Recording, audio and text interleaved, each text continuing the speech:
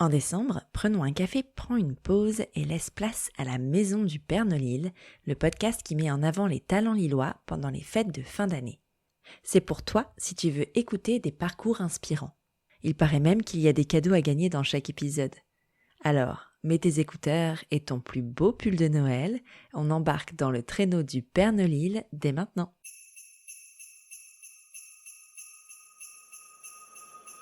Bienvenue dans la maison du Père Nolil. Nichée au cœur du pôle Nord-Pas-de-Calais, les plus chouettes lutins créateurs et commerçants travaillent d'arrache-pied pour t'offrir le plus beau des Noëls. Tu rêves de les rencontrer ? Ton vœu sera bientôt exaucé. Chaque jour jusqu'à Noël, un nouveau lutin viendra te conter son histoire. Si tu écoutes bien jusqu'au bout, il t'offrira même un joli cadeau. À chaque fin d'épisode, le lutin te donnera également une réplique de son film préféré. Et oui, le lutin est cinéphile.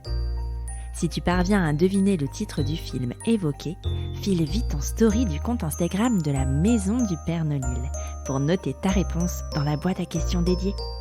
Cela te donnera une chance de remporter l'un des cadeaux de la fameuse hotte du Père Nolil garnie par les lutins. Alors, tu es prêt ? Grimpe dans le traîneau, je t'emmène à la rencontre du 7e lutin. Entrez. Bonjour Agathe. Bonjour Élise. Bienvenue dans la maison du Père Nolil. Merci de m'y accueillir. Bah écoute, moi je suis ravie. Est-ce que tu peux te présenter s'il te plaît pour les auditeurs et auditrices qui ne te connaissent pas ? Avec plaisir. Donc je suis Agathe de Genlis, j'ai 33 ans, je suis mariée et j'ai 3 petits-enfants, Arsène, Olympe et Anatole qui nous a rejoints en juin dernier. J'habite à Beaucamp-Ligny dans la campagne lilloise et aujourd'hui je suis dessinatrice. Donc après un cursus scolaire assez classique en école de commerce, j'ai pratiqué pendant 10 ans le métier de chef de produit et voilà 1 an et demi à peu près que je me suis lancée à mon compte en tant que dessinatrice. Quel a été le déclic pour toi ?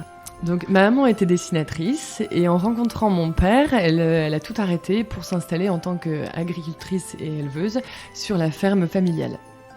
Et en parallèle, ils ont eu 5 enfants. Donc je suis issue d'une famille de 5 filles et je suis la seconde. Des 5, je suis celle qui a eu le plus le côté artistique, je dirais. Et donc assez rapidement, elle m'a inscrite à des cours d'aquarelle et elle m'a toujours acheté des crayons, etc. Donc j'ai toujours adoré dessiner, j'ai beaucoup dessiné. Et en grandissant à la ferme, j'étais entourée de poils et de plumes. Donc j'adorais regarder les animaux, leurs traits, leurs dessins très fins. Et en grandissant, j'ai un petit peu mis de côté mes crayons. Et puis, à mon enterrement de vie de jeune fille, mes sœurs, elles se sont souvenues de cette passion et elles m'ont organisé un cours de dessin avec un nu. Ah. Donc c'était une super activité, on a bien rigolé, mais surtout ça m'a remis les crayons dans les mains et je me suis redit, effectivement, c'est ça que j'adore. Donc de là... Mon mari m'a gentiment offert pour mon anniversaire une boîte à crayons et puis au même moment on déménageait dans notre nouvelle maison et avec les murs tout vides, tout tristes, donc je me suis dit allez, je reprends mes crayons, je vais m'amuser et puis on verra ce que ça donne. Et c'est là où j'ai commencé à lancer et à créer mes autruches qui sont un peu mon produit phare, je dirais. Et à chaque fois que des copains venaient à la maison, ils me disaient « mais un jour, on aimerait trop en acheter, etc. » Donc je me suis toujours dit « ils sont trop sympas les copains, mais est-ce qu'un jour ils le feraient vraiment ?» Jusqu'au jour où un de nos très bons amis ouvrait son agence immobilière à Lille et m'a proposé de venir exposer pour l'inauguration de son agence. Donc là, je me suis dit « allez, challenge de dingue, mais au moins je serai confrontée à un public et on verra ce que ça donne. » Et de là, tout a démarré puisque ça a bien fonctionné et c'est sur cette vague que j'ai continué aujourd'hui, en fait. Oh, waouh, c'est incroyable, c'est génial. J'adore ce genre d'histoire.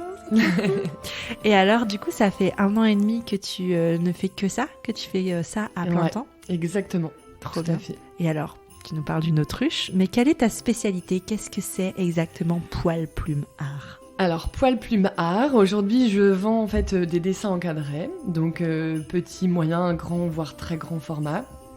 J'ai 2 types de styles.